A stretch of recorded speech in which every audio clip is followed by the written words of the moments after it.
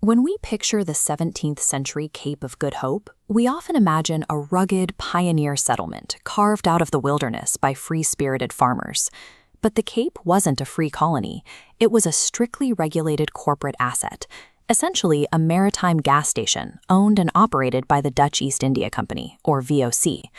The local farmers, known as free burghers, were tolerated only to provide cheap grain and meat to passing VOC fleets. Every guilder they earned was controlled by the company, capping their ability to grow. By 1705, the governor, Willem Adriaan van der Stel, had pushed the system to a breaking point.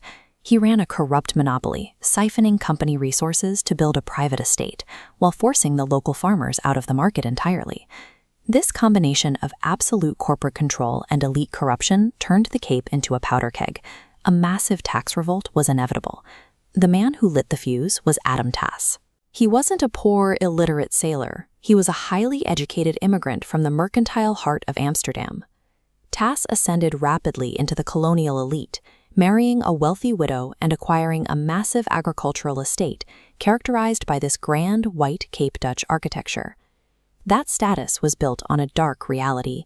His entire agricultural stake relied on enslaved labor, with property records identifying specific individuals trafficked to his farm from Madagascar and beyond. Tas realized that isolated protests would be crushed by the governor's military. He used his literacy and intellect to organize a secret burgher brotherhood, becoming the scribe for their resistance. This wasn't a fight for universal rights. Tas was a wealthy stakeholder organizing a covert operation to protect the elite agricultural class from corporate ruin. Tas drafted the Klokschrift, a 63-point petition. As you can see by how these grievances align, Tas didn't frame the governor's corruption as a moral failure. He presented it as a massive financial theft, threatening VOC shareholders. To bypass the local authorities, the Brotherhood secretly smuggled the finalized petition onto a ship bound for VOC headquarters in Amsterdam.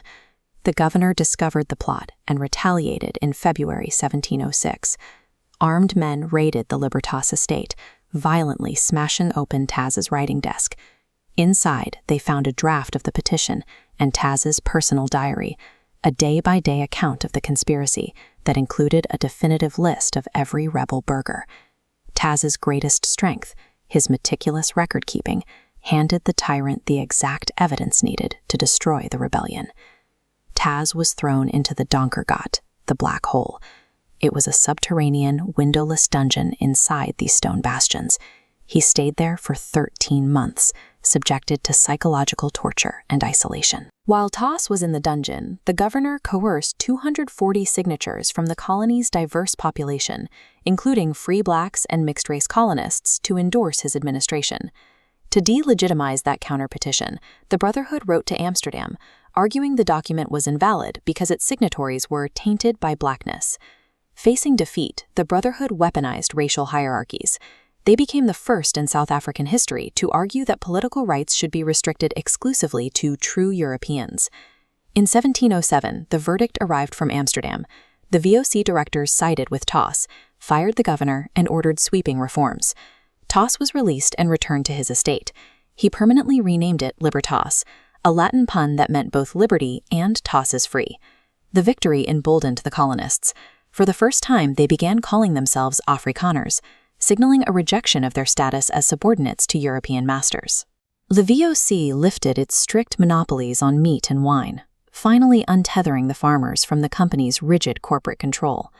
The fight over meat and wine supplies triggered the transition from a corporate outpost to an emerging nation. But the end of corporate control had catastrophic side effects. Look at the Cape borders before 1707. They were small, confined, and easy to monitor. Without the VOC holding them back, nomadic farmers, the Trekboers, initiated a massive, unchecked migration into the African interior.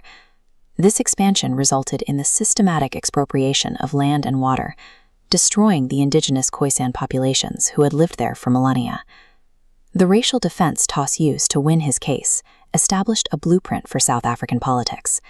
His victory tied the concept of political liberty to white supremacy. Adam Tas was a brave whistleblower who dismantled a corrupt dictatorship. But the freedom he secured was built on the exclusion of others, architecting centuries of systemic inequality.